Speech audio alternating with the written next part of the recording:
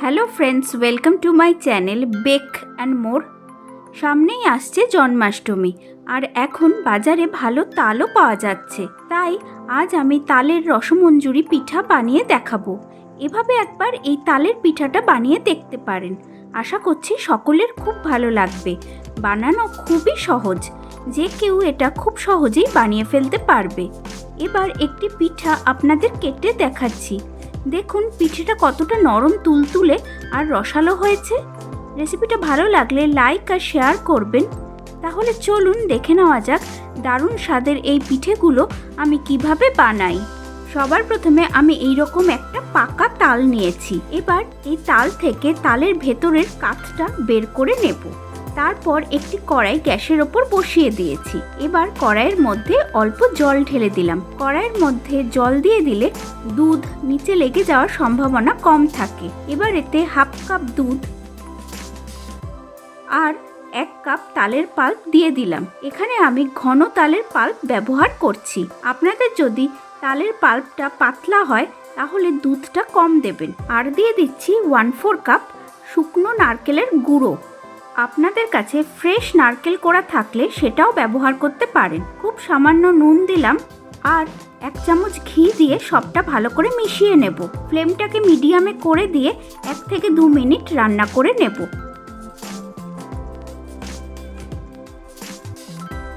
সবটা ভালো করে মিশে গেলে এতে দিয়ে দিলাম 1/4 কাপ চিনি। তবে আপনারা যদি বেশি মিষ্টি পছন্দ করেন তাহলে চিনিটা হালকা বাড়িয়েও দিতে পারেন। এবার ভালো করে মিশিয়ে নিয়ে চিনিটা গলতে দেব। চিনিটা গলে গেলে 1/4 কাপ সুজি দিলাম। আবারও সবটা ভালো করে মিশিয়ে নিয়ে 1 মিনিটের জন্য রান্না করে নেব।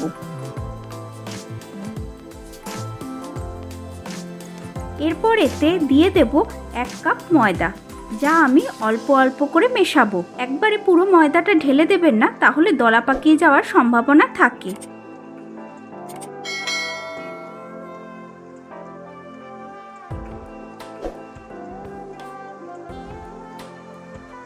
লো ফ্লেমে খুব ভালো করে মিশিয়ে নিতে হবে।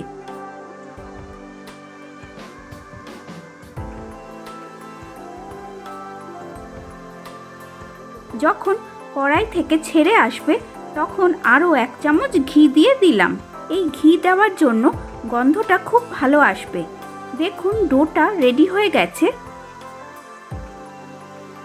কড়াই থেকে ছেড়ে একটি মণ্ডে পরিণত হয়ে গেছে। এবার একটি পাত্রে সামান্য ঘি মাখিয়ে ডোটা ঢেলে দিলাম। তালের ডোটা যাতে তাড়াতাড়ি ঠান্ডা হয়ে যায় সেই জন্য ছড়িয়ে দিলাম। অন্যদিকে আমি চিনির রসটা বানিয়ে নেব। তার জন্য একটি কড়াইতে দিয়ে দিলাম 1 কাপ জল আর 1 কাপ চিনি। ফ্লেমটা লো টু মিডিয়ামে রেখে চিনিটা গলতে দেব। চিনিটা গলে গেলে দিয়ে দেব 2টো ফাটিয়ে রাখা ছোট এলাচ। আরও 1 মিনিট রান্না করে নেব। এই শিরাটা পাতলা হয়, কোনো রকম তার তৈরি হয় না। প্রায় 1 মিনিট পরে শিরাটা তৈরি হয়ে গেছে। এবার শিরাসহ কড়াইটা আমি গ্যাসের ওভেন থেকে নামিয়ে রাখছি।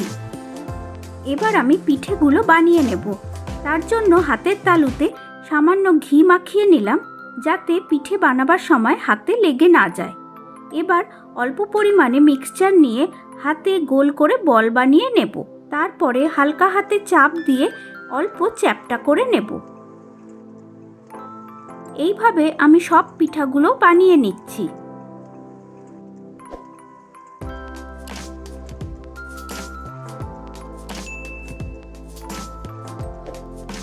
এবার পিঠেগুলো ভেজে নেব।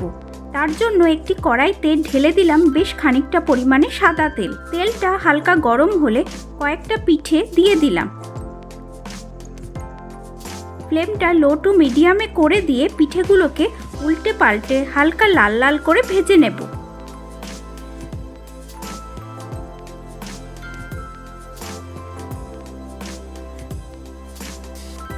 পিঠেগুলো আমার ভাজা হয়ে গেছে। এবার তেল থেকে তুলে নিচ্ছি।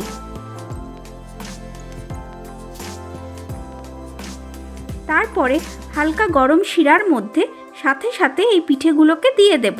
এবার সবটা হালকা হাতে উল্টে দেব। আপনাদের যদি শিরাটা ঠান্ডা হয়ে যায় তাহলে হাত সওয়া গরম করে নেবেন। এবার ঢাকা চাপা দিয়ে পিঠেগুলো আমি 20 থেকে 25 মিনিটের জন্য রেখে দেব।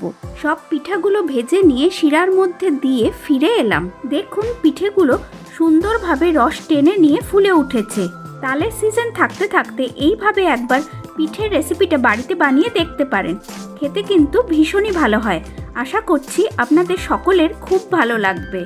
এবার একটি পিঠে আপনাদের কেটে দেখাচ্ছি। দেখুন পিঠেটা কতটা নরম, তুলতুলে আর রসালো হয়েছে। রেসিপিটা ভালো লাগলে লাইক, শেয়ার আর কমেন্ট করবেন।